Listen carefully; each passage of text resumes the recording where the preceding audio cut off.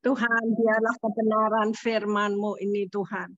Firman yang mendidik kami, firman yang mengajarkan kami, firman yang mengubahkan kami. Tuhan, di mana Roh Kudus-Mu itu bekerja kepada setiap orang yang mendengarkannya Tuhan. Terima kasih ya Bapak, hamba hanya menjadi alat-Mu Tuhan. Mulut bibir hamba-Mu ini menjadi pipa corong-Mu Tuhan. Dan semuanya biarlah itu daripada Engkau Tuhan. Membangun kehidupan anak-anak-Mu di tengah keadaan dunianya mengalami goncangan krisis Tuhan. Tapi kami punya Bapa yang dahsyat. Firman Allah yang hidup. Roh Kudus yang menyertai kami semuanya. Terima kasih Tuhan Yesus. Segala kemuliaan hanya bagi Yesus Kristus Tuhan dan Roh Kudus yang menuntun, menyertai di dalam segala aspek kehidupan kami. Terima kasih Tuhan, berfirman. Amin. Mari saudara-saudaraku, kita lihat dalam bulan-bulan ini, bulan akhir ini, kita terus bicara tentang Roh Kudus. Luar biasa saudara, karena dimanapun kita hadapi apapun, tapi kita percaya, kita lihat tuntunan Tuhan, rohnya bekerja. Ya saudara, di dalam hidup setiap orang percaya. Di tengah keadaan yang banyak orang rasanya sedih, susah, mukanya enggak cerah. Tapi kita beda anak-anak Tuhan. Wajahnya ceria.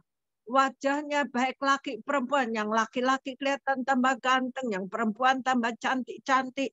Sampai orang nggak tahu umurnya berapa. Ya sudah. Semua karena apa? Firman yang memberi kekuatan dan kesehatan. Dan luar biasa kita belajar dari bulan ke bulan ini. Bagaimana Roh Kudus. Ya saudara. Dan tema pagi ini adalah Roh Kudus itu adalah penolong dan penghibur. Ya saudara, mungkin Sensen mulai dengan slide-nya. Kita tahu bahwa hanya Roh Kudus ya saudara. Yang dimana Tuhan Yesus pada waktu dia menyerahkan kehidupannya dan dia tidak seolah-olah tidak ada di dunia ini. Tapi dia mencurahkan Roh Kudus. Sedangkan Roh Kudus itu adalah ya Yesus, ya Bapa, ya Roh Allah yang terus menuntun kita. Itu yang luar biasa, saudara. Sehingga kita pun dalam keadaan apapun, kita bersyukur, kita dituntun, itu luar biasa. Kamu akan tahu bahwa aku dalam Bapakku dan kamu di dalam aku. Dan aku di dalam kamu. Itu kata Yesus Kristus di Yohanes 14 ayat 20. Slide-nya nggak masuk ya.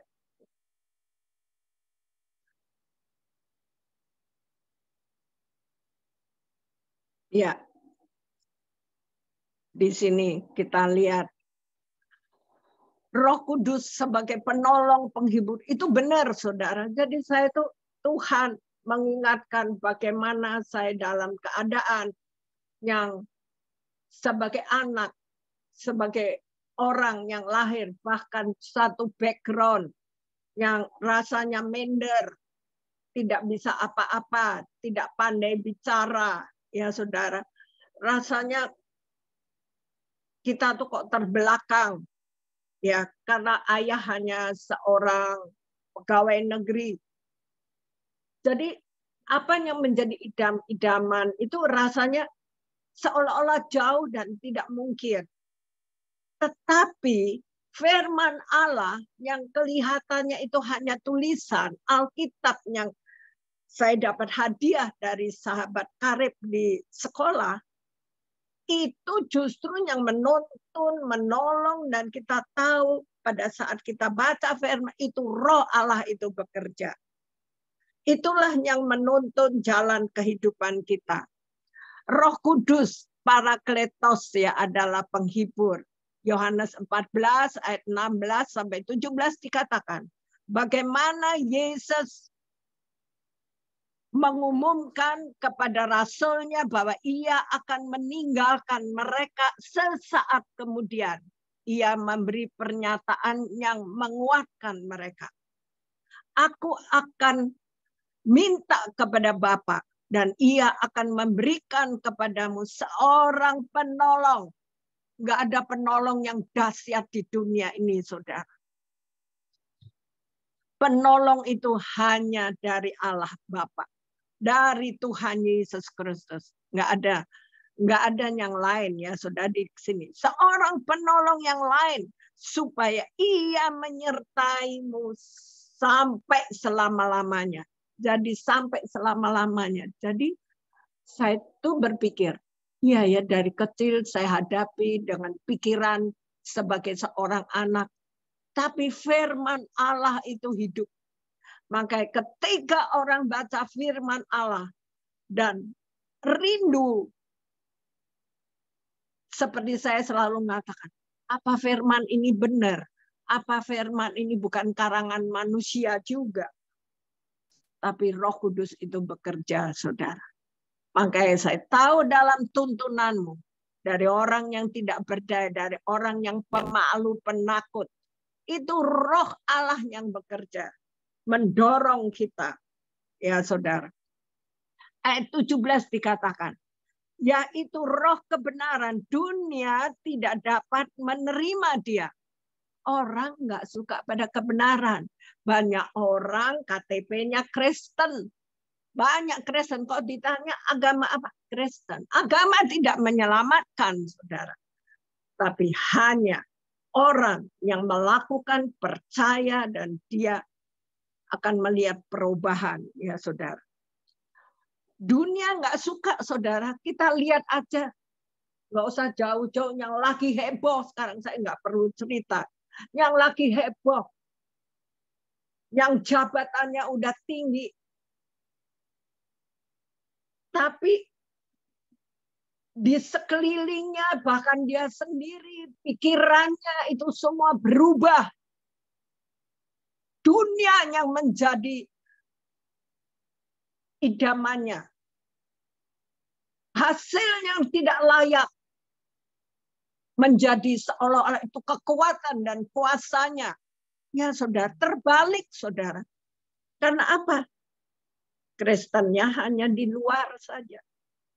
Tidak mendalami, tidak berjalan.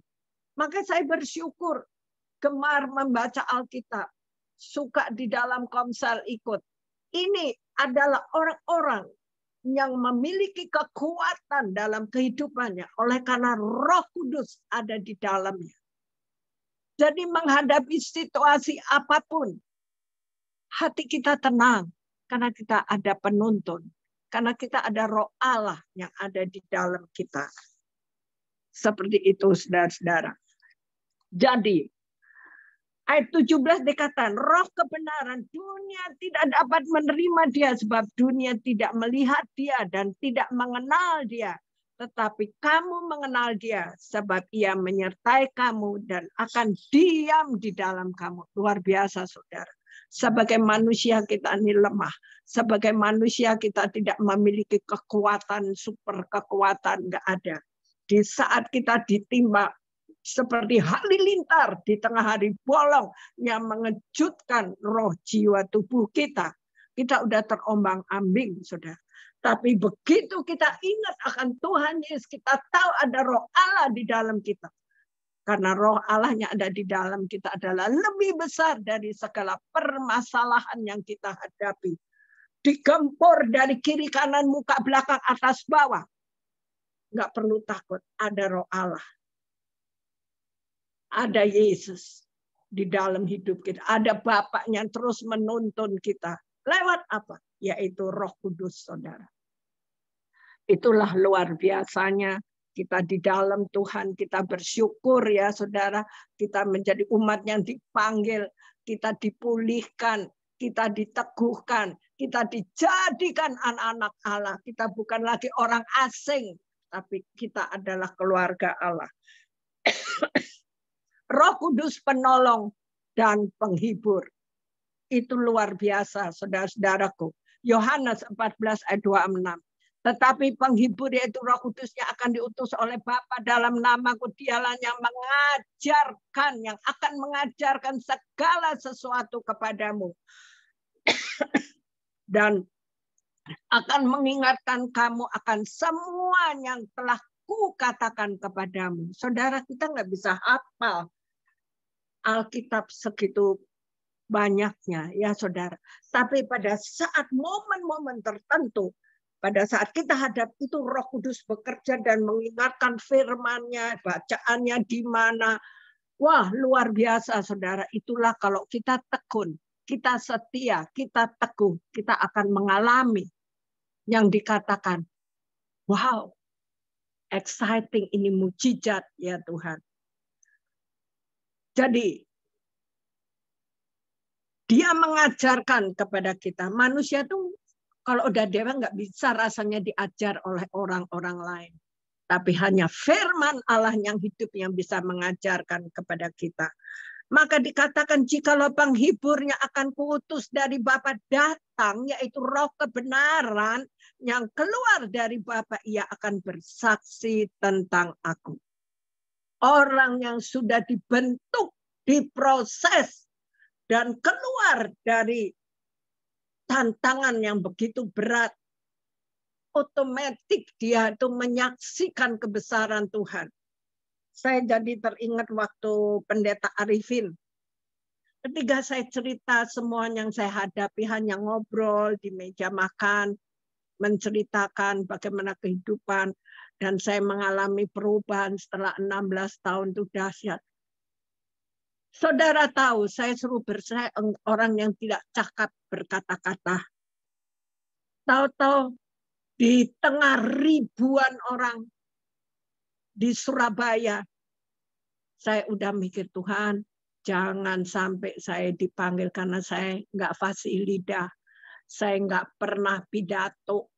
Saya nggak ngerti lah Tuhan, pokoknya saya hanya bisa bercerita seperti. Saya sembunyi, saudara. Sembunyi di tengah kerumunan orang. Dan saya katakan, biarlah Arifin lupa, biarlah Pendeta Arifin lupa. Tahu-tahu saudara namaku disebut. Saya tetap enggak mau ya saudara. Tetapi Roh Allah, Roh Kudus itu seperti menarik saya berdiri dan saya berjalan ke depan di tengah-tengah kerumunan orang. Ketika saya harus pegang mic, seolah-olah itu bukan saya. Tapi itulah Roh Kudus yang bekerja. Menyaksikan kuasanya, mujizatnya. Saudara, apa yang terjadi? Selesai menyaksikan kebesaran Tuhan.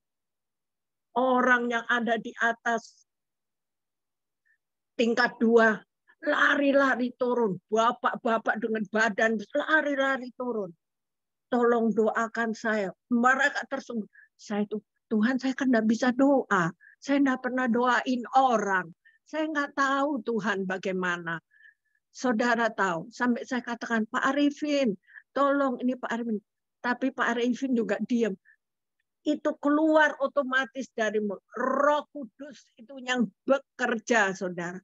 Selesai mendoakan, saudara, orang itu tidak mau beranjak. Ada orang suami istri di mana istrinya tuh harus dioperasi di negeri Belanda karena hanya bisa di Belanda.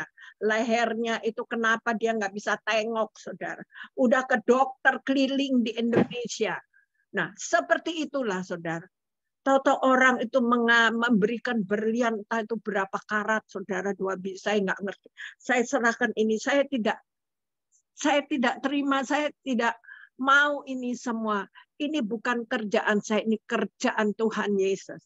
Oh, macam-macam, saudara. Sejak itulah orang mendengarkan bagaimana saya seorang pendiam menjadi cicak rowo di mimbar, ya, saudara, seperti itu.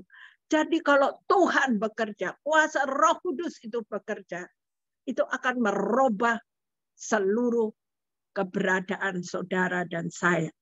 Itu dahsyat. Saya nggak pernah bisa lupa ya saudara seperti itu. Dan bagaimana suamiku yang nggak mungkin, semuanya tidak mungkin, tapi jadi mungkin karena Tuhan. Dan ada hadiah-hadiah yang diberikan oleh Tuhan.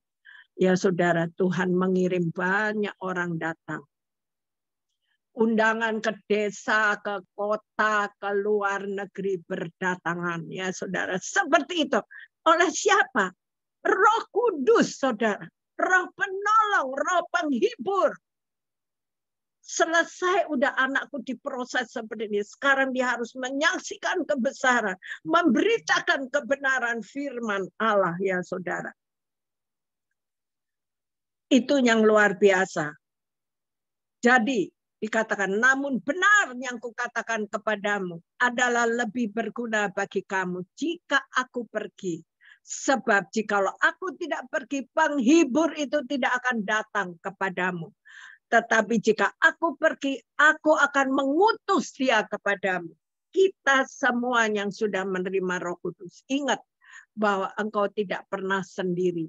Mungkin secara jasmani lihat tubuhnya sendiri. Tapi ada Roh Allah yang luar biasa di dalam hidup kita. Seperti itu. Ya saudara-saudara kekasih. Penghibur atau penolong adalah Parakletos. Ya saudara, slide selanjutnya. Adalah pribadi. Roh Kudus adalah pribadi ketiga dari Tritunggal. Ia adalah pribadi yang mendiami setiap orang percaya. Bagaimana ya saya bisa terima? Orang tanya saya, bagaimana saya bisa? Lah, saya nggak bisa memberi. Kalau engkau haus dan lapar, engkau merindukan Tuhan, engkau merindukan, engkau suka membaca firman Tuhan. Itulah Roh Kudus itu ada di dalam hidupmu. Bagaimana dia menuntunmu, bagaimana dia memberikan kepadamu hikmat, bagaimana orang yang pendiam bisa akhirnya bisa pidato, ya saudara. Seperti itu, saudara. Nggak bisa diam, dimanapun kita berada, berjumpa dengan siapapun. Ini mulut udah menceritakan kuasa Tuhan Yesus yang luar biasa. Kadang-kadang kita diam di tengah-tengah orang banyak. Orang di sekitar kita, orang di samping kita. Bu, duduk di sebelah ibu ini kok tenang sekali ya. Kok nyaman sekali, ibu ini siapa? Orang bisa merasakan, saudara-saudara. Makanya jangan pernah kita berkeluh kesah. Tapi nyatakan itu semuanya kepada Bapa di surga. Berlutut berdoa. Air matamu tercurah, air matamu tertampung di dalam kirbat Allah. Seperti itu. Allah pedulikan. Karena engkau tidak mencari orang, tapi engkau mencari Bapa di surga yang adalah Yesus Kristus, yang adalah Roh Kudus yang dahsyat yang akan berkarya di dalam kehidupanmu.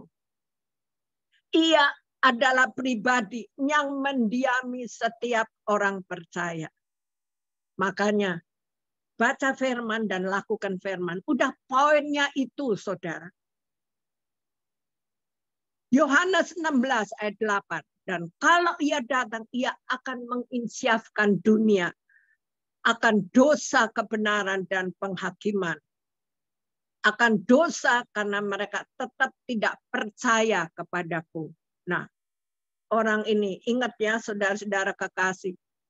Firman Allah katakan dosamu diampuni. Diampuni, semuanya diampuni. Penghukuman itu berjalan.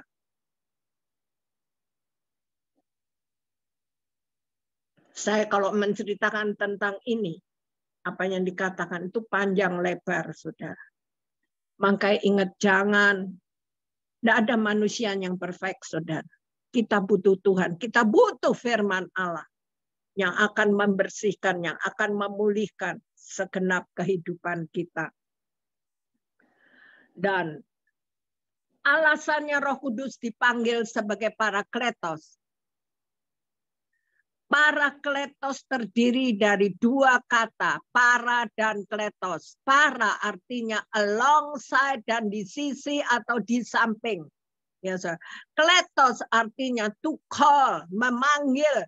Jadi parakletos adalah seseorang yang dipanggil untuk berjalan di sisi dan di samping, mendampingi, Roh Kudus itu diutus ke dalam dunia untuk berjalan bersama-sama dengan kita, anak-anak Tuhan yang percaya kepada Tuhan. Dia adalah penolong, saudara.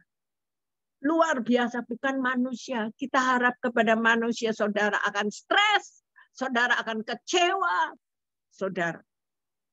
Pribadi yang selalu siap pada saat engkau berteriak. Teringat ketika saya dipanggil untuk melayani di luar. Kalau nggak salah itu waktu ada di Eropa, saudara.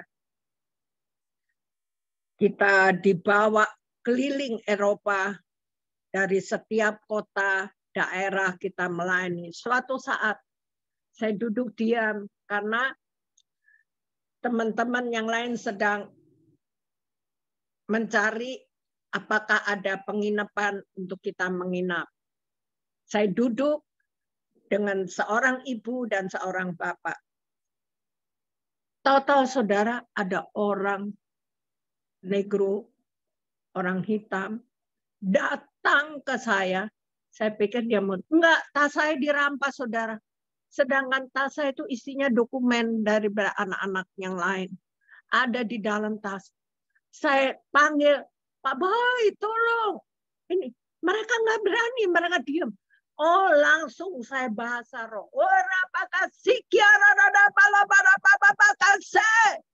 Saudara, teriakan saya langsung ke surga. Berteriak kepada Tuhan Yesus. Berteriak roh penolong. Saudara, apa yang terjadi? Yang dimana saya tarik-tarik. Aduh, saya dipukul aja, saya ambruk, saudara. Tas saya ditarik. Saya berbahasa roh. Tahu-tahu orang itu lari terbirit-birit. Mungkin Tuhan kirim malaikat Gibrail di samping saya. Ya saudara, malaikat Michael ada di samping saya. Dia lari terbirit-birit. Maka di situ saya katakan, Tuhan, terima kasih Roh Kudus. Seperti itulah saudara. Kita tidak tahu apa yang terjadi di hidup ini. Tapi satu perkara, kita punya Yesus. Kita punya Roh Kudus. Ada Bapak yang terus pedulikan anaknya. Ketika anaknya mengalami hal-hal yang tidak menyenangkan. Ya saudara, seperti itu. Luar biasa. Makanya saya katakan terima kasih Tuhan. Kok aku ada di dalam Engkau. Makanya satu sahabat saya yang memberikan saya hadiah Alkitab. Sampai sekarang saya tidak pernah jumpa dengan dia.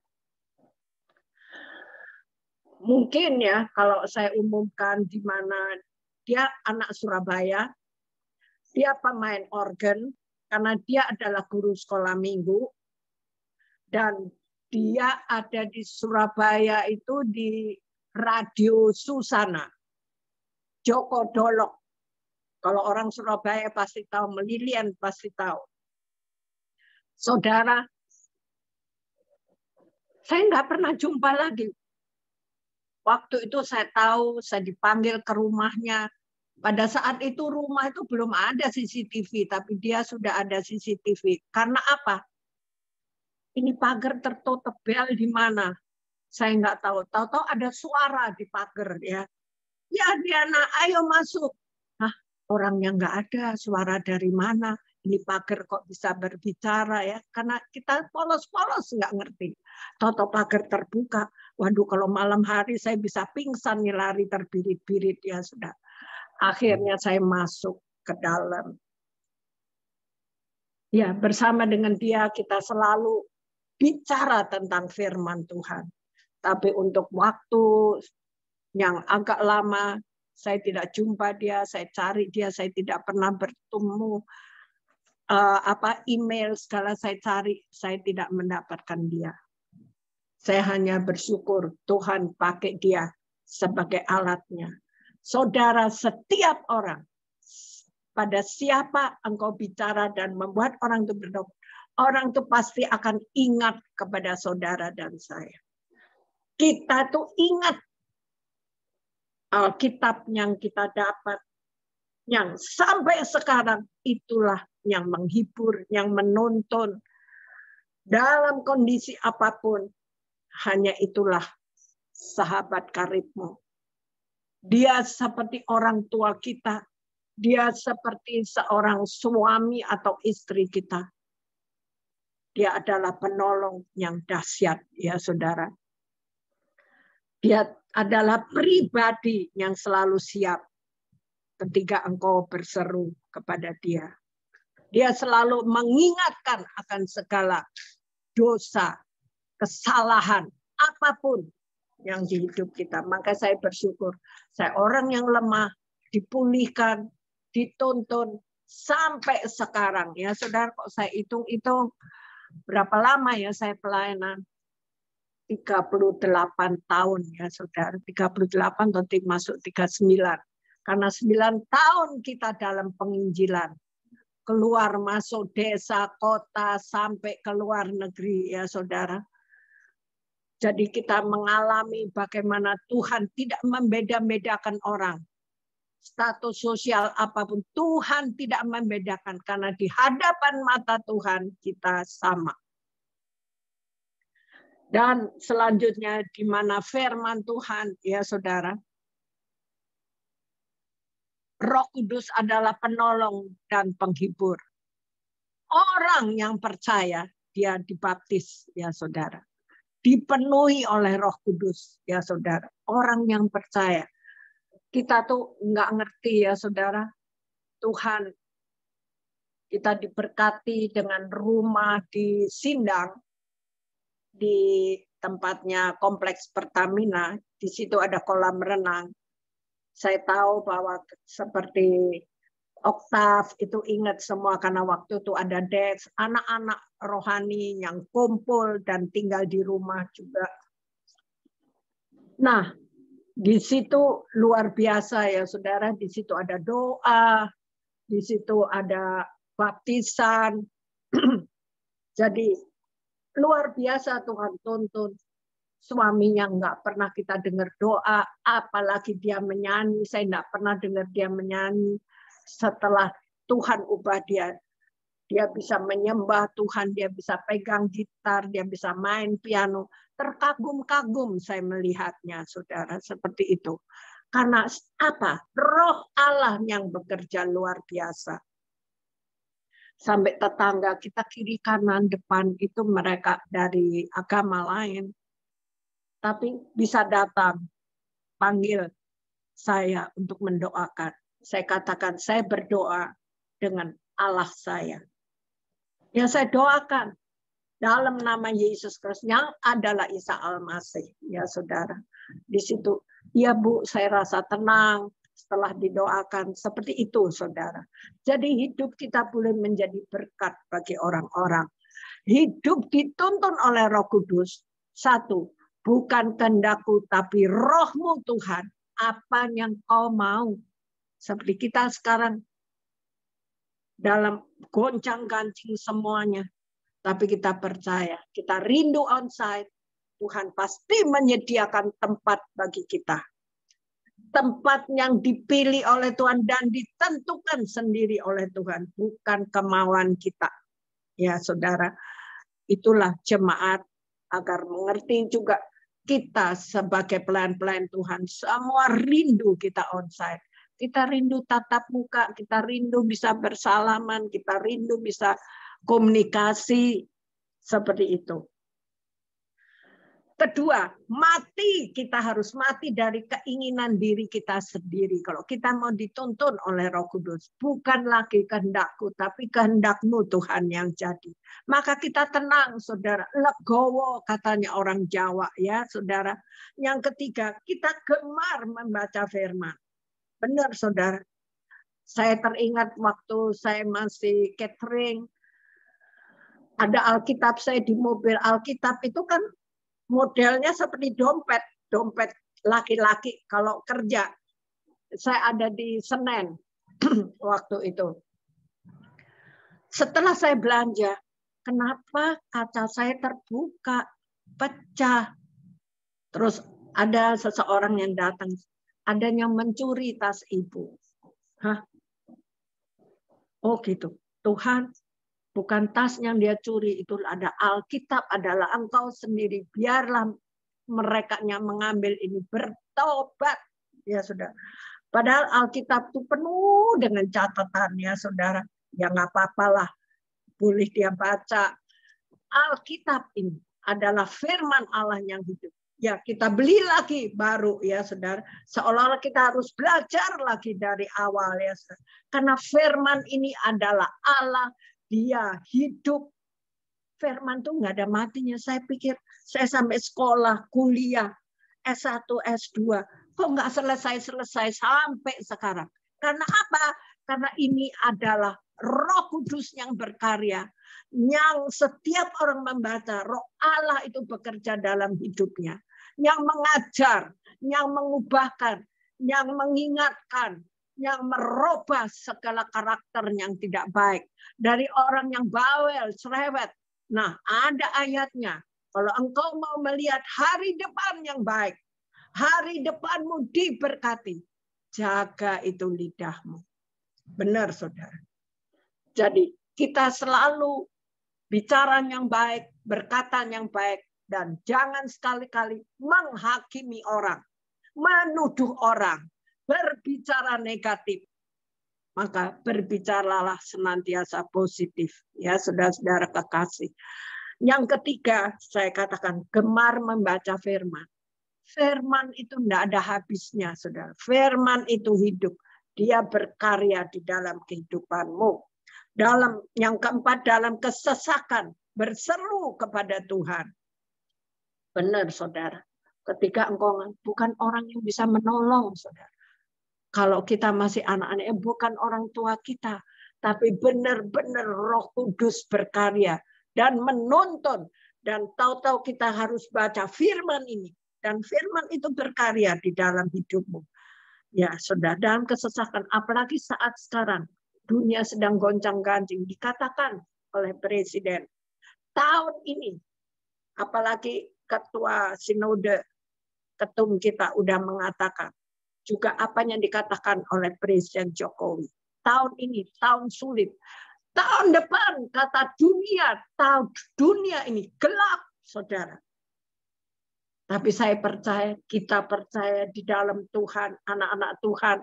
Tuhan selalu ingatan di tanah Gosen, ditaruh di tempat yang tertentu oleh Allah. Di situ ada keamanan, di situ ada berkat Tuhan, di situ ada kedamaian, di situ ada pemulihan, di situ ada kesembuhan, di situ ada berkat daripada Roh Allah, di mana kita juga setiap hari kita mengucap syukur. Dan hari ini, saudara, hari pertama GBI Api Kemuliaannya mengadakan doa subuh. Ayo saudara-saudara semuanya mau bergabung. Doa subuh jam 5 sampai jam 6. Sebentar, saudara, itu. Tapi kita akan disegarkan karena kita pertama-tama bangun, kita terus bersekutu dengan Bapa kita di sorga. Roh penolong yang terus menyertai kita. Ya, saudara. Yang kelima, yaitu berdoa, memuji, dan menyembah Tuhan. Saudara, waktu kita membuat persekutuan yang di rumah, akhirnya kita digerebek, kita nggak boleh lagi di rumah, kita ada di Sabang. Waktu itu di situ ada Bank of America, di lantai atas kita bersekutu. Wow, luar biasa, saudara. Itu karya Tuhan. Pak Alex itu bukan penyanyi.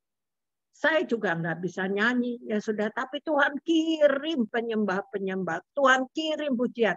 Maka dinamakan apa persekutuan? Jakarta Praise Center. Ya, saudara. Karena kita mau Jakarta ini boleh memuji Tuhan. Ya, saudara. Itulah kegerakan Allah. Dan saya tahu, saat Tuhan berkarya, saat kita mencari tempat yang baru untuk kita bisa beribadah, untuk kita bisa berkomunikasi, untuk kita bisa berdoa, memuji, menyembah, waduh, perkara besar itu pasti terjadi. Ya, saudara, nggak ada yang mustahil bagi Tuhan. Nah, Roh Kudus itu penolong dan penghibur. Seringkali Roh Kudus dipahami sebagai yang memulihkan hati yang terluka, hidup yang menderita. Kita dihiburkan, dikuatkan, sehingga kata Parakletos lebih sering diartikan sebagai penghibur daripada penolong. Dia penghibur. Tapi ya penghibur ya penolong lah, saudara. Memang betul bahwa salah satu peran dari Roh Kudus adalah memulihkan. Ketika engkau hancur, berantakan. Ketika hatimu hancur luluh. Ingat bahwa ada Roh Kudus yang akan memulihkan semuanya. Namun sesungguhnya lebih tepat bila kita memahami peran Roh Kudus bukan sekedar sesuatu terjadi, tapi Roh Kudus adalah penolong yang bekerja sebelum dan selama-lamanya, ya saudara, itu akan terjadi, itu ada di dalam hidup saudara dan saya. Luar biasa, ya saudara-saudara, dia adalah penolong yang sungguh. Roh Kudus merupakan satu pribadi, penolong dan penghibur. Roh Kudus sudah ada sejak dahulu, ya saudara. Kalau kita baca Alkitab, makanya kita kalau membaca Alkitab, Alkitab menjelaskan bahwa Roh Kudus ikut serta dalam menciptakan bumi bersama dengan Allah. Dapat dilihat dari Kejadian, ya saudara. Di mana Kejadian 1 sampai 2 yang berbunyi. Pada mulanya Allah menciptakan langit dan bumi, ya saudara. Sebelum berbentuk itu kosong, gelap gulita, menyelimuti, menutupi samudera raya, dan roh Allah melayang-layang di atas permukaan air. Nah, mengutip buku Roh Kudus Sang Penghibur oleh Brian Bailey, ya saudara Bailey. Roh Kudus merupakan pribadi dari Tritunggal. Ini kalau dibicarakan lama saudara, tapi kita tahu Bapa, Anak, Roh Kudus itu satu, ya saudara. Roh Kudus itu melambangkan sebagai burung merpati. Siapakah Roh Kudus? Tritunggal atau Trinitas mengacu pada pribadi Bapa, Putra, dan Yesus Kristus. Dan Roh Kudus ketiga-tiganya memiliki kesatuan. Karakter, visi, pikiran, tujuan, ya saudara. Tritunggal terdapat otoritas yang harus dipahami.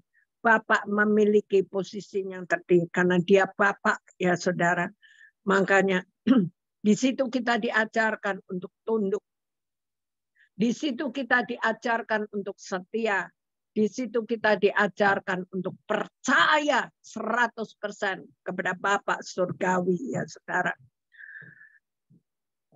Jadi Yohanes 14 ayat 22, kamu telah mendengar bahwa aku telah berkata kepadamu, aku pergi, sekali lagi Yesus ya yang pergi, tetapi aku datang kembali kepadamu. Sekiranya kamu mengasihi aku, kamu tentu akan bersukacita, karena aku pergi kepada Bapa, sebab Bapa lebih besar daripada aku.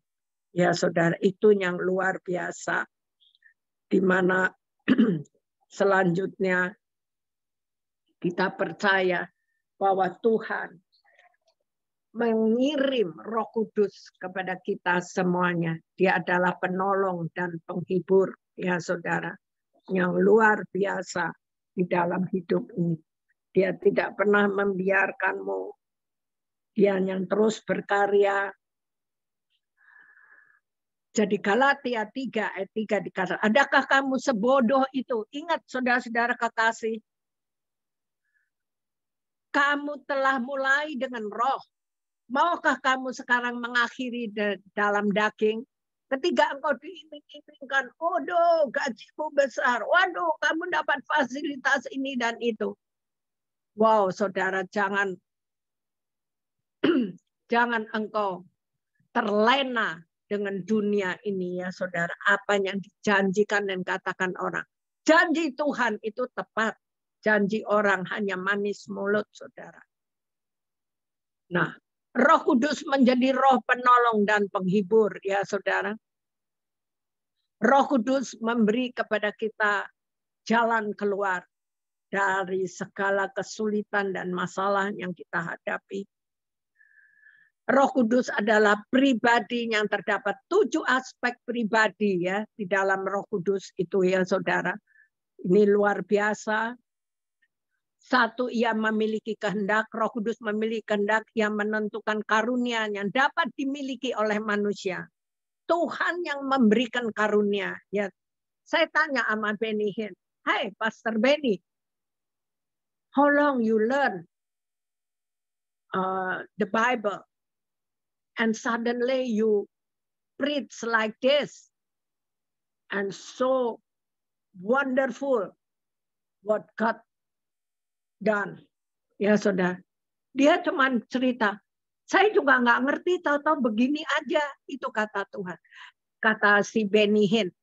Nah, kita lihat bahwa Tuhan itu mempercayakan. Kita nggak ada apa-apanya. Tapi kita dipercayakan. Tuhan mempercayakan saudara dan saya untuk berkata-kata, untuk mendoakan dengan kuasa Tuhan. Ya, Benny Hinn cerita semuanya. Jadi saya melihat memang luar biasa Roh Kudus di dalam kehidupan kita. Nah, apa yang dikatakan ia memiliki pikiran, ya saudara, Roma 8 ayat 27. Dan Allah memiliki hati nurani, mengetahui maksud roh itu, yaitu bahwa ia sesuai dengan kehendak Allah berdoa untuk orang-orang kudus. Ia memiliki perasaan, punya perasaan ya saudara. Maka jangan kita mendukakan Roh Kudus ya saudara yang telah memeteraikan kamu. Kita yang percaya kita udah dimeteraikan oleh Roh Kudus ya saudara. Seperti orang nikah, ada udah akte nikah, ada meterai ya saudara. Bahkan meterai cincin kawin ya menandakan kita udah menikah ya saudara. Menjelang hari penyelamatan itu, wow. Roh Kudus itu kadang-kadang dia dapat dibohongi ya saudara, seperti Kisah Para Rasul 5 ayat 3. Tetapi Petrus berkata kepada Ananias, "Mengapa hatimu dikuasai oleh iblis? Sehingga engkau mendustai Roh Kudus dan menahan sebagian dari hasil penjualan tanah." Wow. Karena jual tanah, duit banyak. Kemudian mau mendustai Roh Kudus. Mati saudara dua-duanya. Wow. Jangan main-main saudara perkara uang di hadapan Tuhan. Mengerikan. Roh Kudus dapat dihujat. Ya, Matius 12 ayat 31 sampai 32. Sebab itu aku berkata kepadamu, segala dosa dan manusia, hujat manusia akan diampuni, tetapi hujat terhadap Roh Kudus tidak akan diampuni, Apabila seorang mengucapkan sesuatu tentang anak manusia, ia akan diampuni. Tetapi apabila ia menentang Roh Kudus, ia tidak akan diampuni. Di dunia ini tidak, di akhirat juga tidak. Dan dunia yang dapat datang pun tidak ya saudara. Makanya jangan main-main saudara, kita yang udah dipenuhi oleh Roh Kudus. Maka berkata positif. Melayani orang dengan segenap hati tanpa keluh kesah. Ya saudara. Dan ketika Petrus sedang berpikir tentang penglihatan yang dia itu ada di Kisah Rasul ya saudara-saudara dapat baca itu, berkatalah Roh Kudus, ada 2 orang atau 3 orang mencari engkau, bangun turunlah ke bawah dan berangkatlah bersama dengan mereka. Jangan bimbang sebab aku yang menyuruh mereka kemari. Saya ingat ketika saya diutus ke Pasar Baru. Saya bilang, ngapain ya Tuhan, saya enggak kepingin beli apa-apa. Saya harus ke Pasar Baru, ngapain Tuhan? Udah, saya jalan aja saudara. Saya suruh masuk lorong ini, kemudian belok kanan, masuk lorong lagi. Ngapain sih Tuhan, aku dibawa kemari sendirian lah. Ada rumah di pojok, aku suruh masuk. Aku tanya, sini rumah siapa? Oh, salah satu jemaat dari Jakarta Presenter. Wah, kenapa ya Tuhan? Saya suruh naik, dia ada di atas. Saudara, di depan dia udah ada botol racun yang dia siap minum untuk bunuh diri, saudara. Begitu dia lihat saya, dia teriak seperti orang gila. Hai Diana, kamu ya disuruh Tuhan Yesus kemari ya. Setan yang ada di dalam dia. Ketakutan, saudara.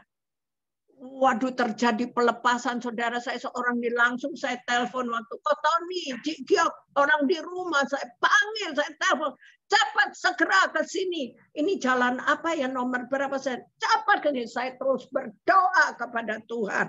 Saudara, lidahnya itu menjulur, bisa panjang, saudara. Saya boleh melihat seperti itu orang yang dikuasai roh jahat, saudara. Roh pembunuh. Saya terus berbahasa roh sampai orang-orang itu datang. Terjadi pelepasan. Dan orang ini akhirnya dipulihkan oleh Tuhan. Suami istri ini. Mereka sekarang ada di Amerika. Ya saudara. Seperti itulah. Roh itu akan menuntun yang kita tidak mengerti, saudara. Jadi keadaan zaman seperti ini ya saudara-saudara kekasih, kita harus hati-hati. Kalau kita jangan kita bimbang dan ragu karena kita percaya Tuhan yang menyertai kita. Tuhan tidak pernah meninggalkan kita ya saudara. Jadi saudaraku, di tengah tekanan arus globalisasi dengan kemajuan teknologi informasi yang sedemikian pesatnya, tanpa diimbangi dengan wawasan iman yang cukup, Roh Kudus yang bekerja, mudah membuat imanmu goyah, saudara-saudaraku. Tanpa diimbangi pula dengan informasi yang sehat tentang dampak daripada IT. IT ini luar biasa, saudara. Saya bersyukur bahwa saya bisa mengikuti. Dari awal komputer, saya masih ingat ketika komputer pertama kali ada. Saya dengan tabungan saya membeli komputer. Saya ingat Paulus.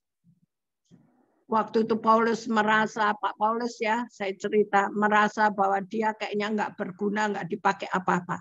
Hai Paulus, jangan putus asa. Yuk kita membuat sesuatu di komputer ini. Nah, dia bisa bikin flyer, saudara. Saya nggak bisa lupa itu. Saya ingat ketika Paulus menangis, ketika dia merasa dia tidak dipakai dirinya. Ayo, bersama-sama dengan saya, Paulus, kita berjalan bersama-sama. Sering saya diejek oleh pengerja. Budiana, ngapain ngajak Paulus kecil? Bisa apa dia? Kalau ada apa-apa sama itu, bagaimana dia mau menolongnya? Saya katakan, dia adalah pendoa. Kuasa doa itu luar biasa, saya katakan. Jadi saya dengan Paulus yang sering jalan.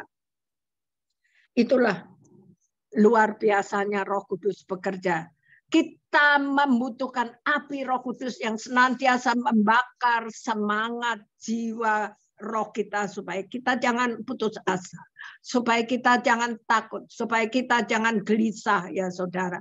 Untuk melepaskan kita dari pengaruh roh kegelapan yang kita sadari bisa membawa kita kepada kebinasaan. Seperti saudara lihat ini yang lagi ramai viral di Indonesia dan bahkan di seluruh dunia. Godaan dan tawaran kenikmatan dunia yang begitu menggairahkan tidak akan berarti apa-apa pada diri kita.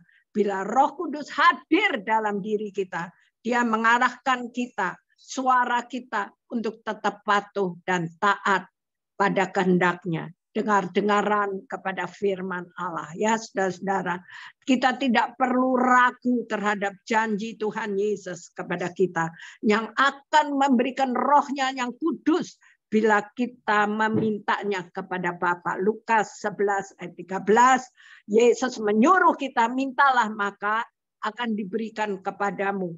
Carilah maka kamu akan mendapat. Ketoklah pintu. Pintu akan dibukakan bagimu ya saudara. Roh Kudus yang dicurahkan di dalam hati kita tidak hanya membakar kita untuk berani bersaksi Saya tadi udah ceritakan bagaimana kita berani bersaksi. Kayak mulut kita nggak bisa berhenti, saudara. Itulah Roh Kudus yang berkarya. Membawa kita juga terus kepada kekudusan. Nggak ada manusia yang perfect di dunia ini. Kita manusia. Banyak kekurangan. Banyak kesalahan. Tapi kita mau dipulihkan. Kita mau terus naik dari satu level kepada level yang lain. Yang akhirnya kita menuntun. Akhirnya ketuntunan kita sampai kepada hidup yang kekal, ya saudara. Itulah Tuhan kita, luar biasa, ya saudara. Dia pasti menyertai kita. Jadi saudara, firman itu manusia nggak bisa dididik oleh manusia, ya. Orang-orang dewasa kurang ajar lo yang ngomong sembarangan, kita pasti bisa berantem. Tapi kalau firman Allah yang bekerja, wow, dahsyat saudara. Roh Kudus adalah penolong dan penghibur, atau penghibur dan penolong. Lukas 11 ayat 13. Jadi jika kamu yang jahat tahu memberi pemberian yang baik kepada anakmu, apalagi Bapakku di surga, Ia akan memberikan Roh Kudus kepada mereka yang memintanya. Ya saudara, Roh Kudus adalah penolong. So, kita trust in God. Firman itu ada di dalam hidupmu, ya saudara. Itulah luar biasa. Slide yang terakhir itu ada Alkitab. Trust in God, ya saudara-saudara kekasih. Jadi ingat saudara apa yang dikatakan firman Tuhan. Ia tidak takut kepada kabar celaka. Hatinya tetap penuh kepercayaan kepada Tuhan. Semua orang pasti punya rasa khawatir. Kayaknya bukan manusia kok dia tidak rasa khawatir, ya saudara. Adalah hal yang manusiawi. Tapi jika setiap saat dan setiap waktu kita terus-menerus dihantui oleh kekhawatiran, itu sama saja saudara tidak percaya kepada Tuhan Yesus. Ya saudara, tidak percaya kepada firman-Nya. Kita meragukan kuasa Tuhan. Bimbang terhadap janji-janjinya. Jadi ingat saudara, jangan kita mempunyai hati yang bimbang dan ragu. Tapi percaya kepada Tuhan, percaya kepada firman-Nya. Orang yang bimbang dan ragu dikatakan firman Tuhan Yakobus 1 ayat 6 sampai 7. Yang diombang-ambingkan kian kemari oleh angin. Angin lesus, saudara. Pohon beringin aja bisa ambruk, saudara. Apalagi imanmu, ya saudara. Orang yang demikian janganlah mengira bahwa ia akan menerima sesuatu dari Tuhan. Nggak bakalan, saudara. Kenapa nggak terima-terima? Karena engkau bimbang dan ragu. Karena engkau antara percaya dan tidak percaya. Tuhan mau kita percaya 100%. Betapa sakit hatinya Tuhan ketika kita ragu-ragu. Tapi kalau kita percaya, kita melangkah. Wow, dahsyat saudara. Kalau kita ingat bagaimana pelayanan doa bagi bangsa yang dihadiri oleh 1,5 juta orang. Kita nggak punya apa-apa, saudara. Kita nggak punya dana 17 miliar, saudara. Kita nggak ngerti. Jalan aja. Doa. Makanya saya senang sekali subuh ada doa. Yuk kita bergabung. Ya, setiap hari Minggu subuh kita ada doa subuh, saudara. Orang yang khawatir membuktikan bahwa ia tidak menyadari kasih dan pemeliharaan Tuhan. Bentar lagi kita selesai. Padahal Tuhan itu baik, kasih setianya itu untuk selama-lamanya, saudara. Firman-Nya mengatakan, jadi jika kamu yang jahat, tadi udah saya katakan, yang jahat aja bisa memberikan kepada anaknya yang baik, apalagi Bapak kita di surga. Jadi untuk menghentikan rasa khawatir adalah banyak berdoa, saudara. Yuk masuk doa subuh, yuk baca firman Allah, gemar Alkitab, ya saudara. Dan belajarlah untuk senantiasa bersyukur dalam segala hal. Setan nggak bisa mencengkram kita. Karena kita bersyukur kepada Bapa kita di surga. Oke, itulah sekelumit daripada khawatir dan gelisah ya saudara. Mari kita nikmati kuasa Tuhan. Kita ubah kehidupan kita. Dan kita akan masuk di dalam perjamuan kudus. Saya kembalikan kepada Ibu Rosita. Ya, sambil Bapak Ibu kita sebentar masuk dalam perjamuan kudus, Bapak Ibu bisa mempersiapkan dari sekarang